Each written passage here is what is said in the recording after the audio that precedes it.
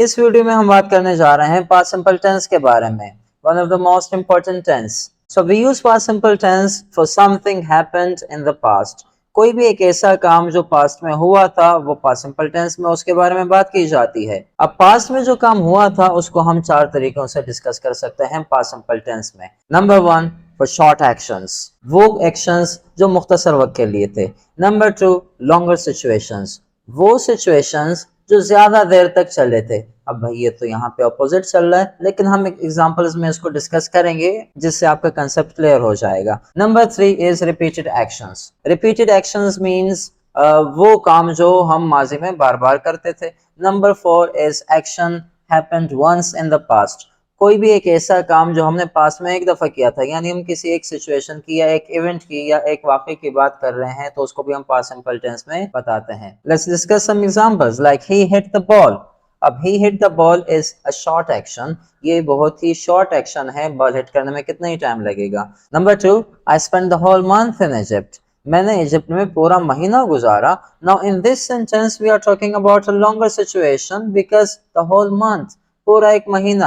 अब एक महीना लंबा अरसा होता है, बड़ा अरसा होता है, तो यहाँ पर इस सेंटेंस में हम बात कर रहे हैं एक लॉन्गर सिचुएशन के, एक ऐसे वक्त की जो ज्यादा देर तक चला था। Number three, we played badminton every weekend. Now in this sentence we are talking about repeated action. ये वो काम है जो हम माजी में बार बार करते थे, रिपीटेड एक्शन था।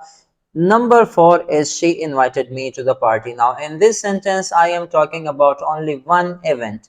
कोई भी एक ऐसे वाक़े की बात कर रहे हैं हम जिसमें उसने हमें पार्टी के लिए बुलाया था, दावत दी थी। So these are those four situations which we discuss in past simple tense: short actions, longer situations, repeated actions and actions happened once. ये तो था कि हम पास्ट सिंपल टेंस में किस तरह की सिचुएशंस को डिस्कस करते हैं। Now let's move towards how to construct a past simple tense sentence. Past simple tense का जुमला कैसे बनाते हैं उसकी तरफ भी बढ़ते हैं। Now in making a sentence of past simple tense we use past form. अब पास्ट फॉर्म क्या होती है? Past form is basically the second form. Verbs होते हैं, वर्ब्स हैव देयर फॉर्म्स। जो भी वर्ब्स होते हैं उनकी फॉर्म्स होती हैं। अब वो फॉर्म्स कैसे होती हैं? For example, first form, the present form, like invite, repair, study, shut, break. Second form is the past form. Past form जो है वो second form को कहा जाता है, like invited, repaired, studied, shut, broke. Then the third form is the past participle form, invited, repaired, studied, shut, broken. अब इन examples में आपने ये देखा होगा कि यहाँ पर आपके सामने दो तरह के वर्ब्स हैं। एक वो वर्ब्स हैं जिनके आखिर में हमने डी ई डी या आई ई डी का इजाफा करके उनकी सेकंड या थर्ड फॉर्म बनाई है। दूसरे वो वर्ब्स हैं जो या तो बिल्कुल चेंज हो गए हैं, जैसे ब्रेक, ब्रोक, ब्रोकन, और दे रिमेन सेम, वो बिल्कुल चेंज ही नहीं हुए, वो बिल्कुल ऐसे ही रहे जैसे थे, like shut, shut and shut. तो वो फॉर्म जिनके आखिर में हम डी या ईडी लगा के उसकी सेकंड फॉर्म या थर्ड फॉर्म बनाते हैं, they are called regular verbs and they have some rules. अगर किसी वर्ब के आखिर में ई आता है तो हम डी लगा के उसकी सेकंड या थर्ड फॉर्म बना देते हैं। उसके अलावा कोई कॉन्सोनेंट आता है तो हम ईडी लगा देते हैं आखिर में, और अगर वाई आ जाता है तो हम वाई को आई में चेंज करके ईडी लगा देते हैं, like invited, repaired and studied. And those verbs which change their form or which remain same, जो भी verbs ऐसे होते हैं या तो उनकी फॉर्म चेंज हो जाती है टोटली या वो एक जैसे ही रहते हैं, they are called irregular verbs and they don't have any rule. Irregular verbs जो हैं उनको याद करना होता है, इनके कोई भी रूल नहीं है, and they are very tricky. जैसे कि ब्रेक से बन गया ब्रोक, ब्रोक से बन गया broken.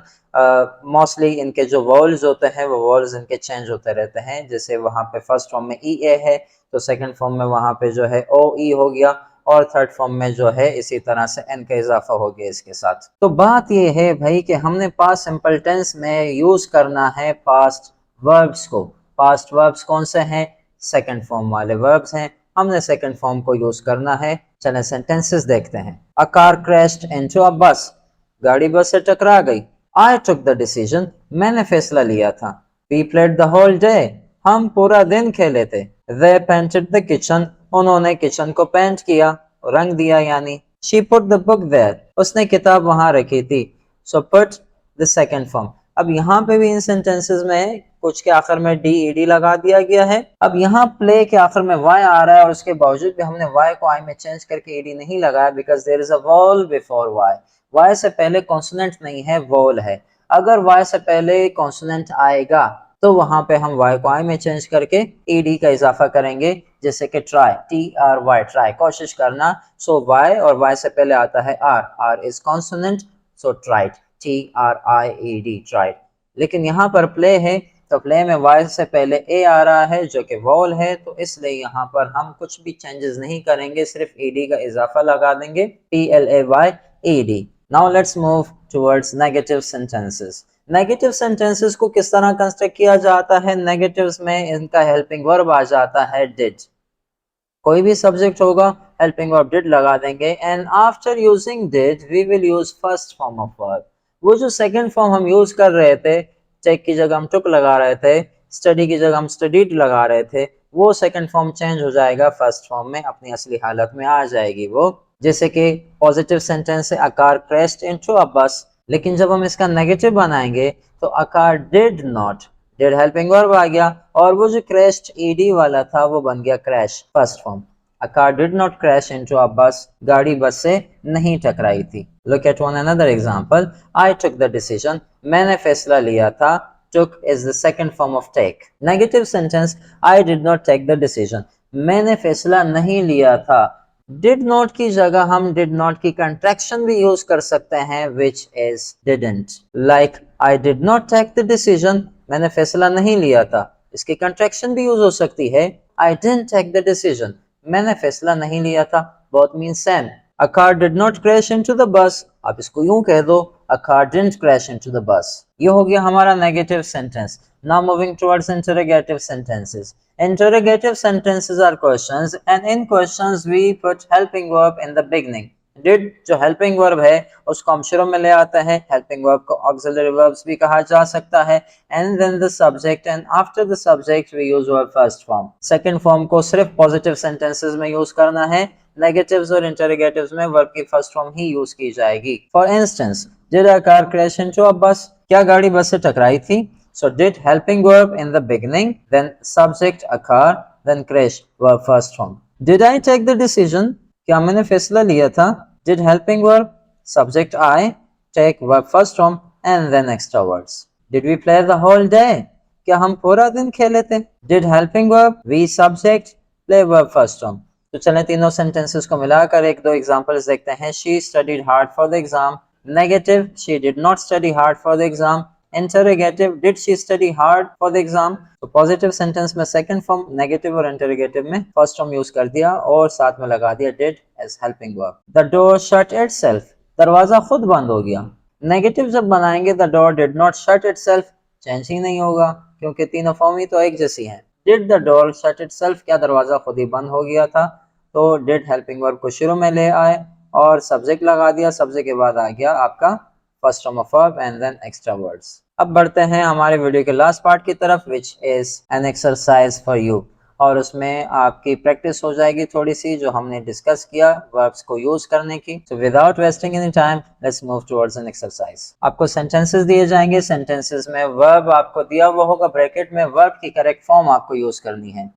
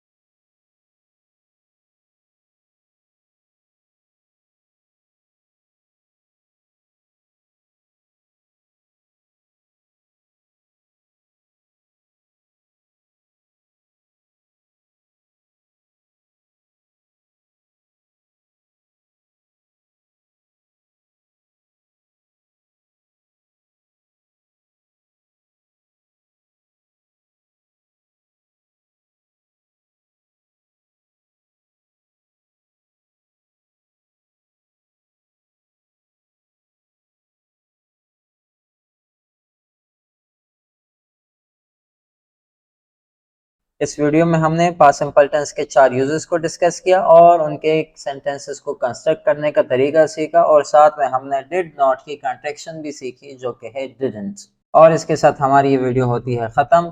I hope you must have learned something new. Goodbye, अल्लाह हाफिज़।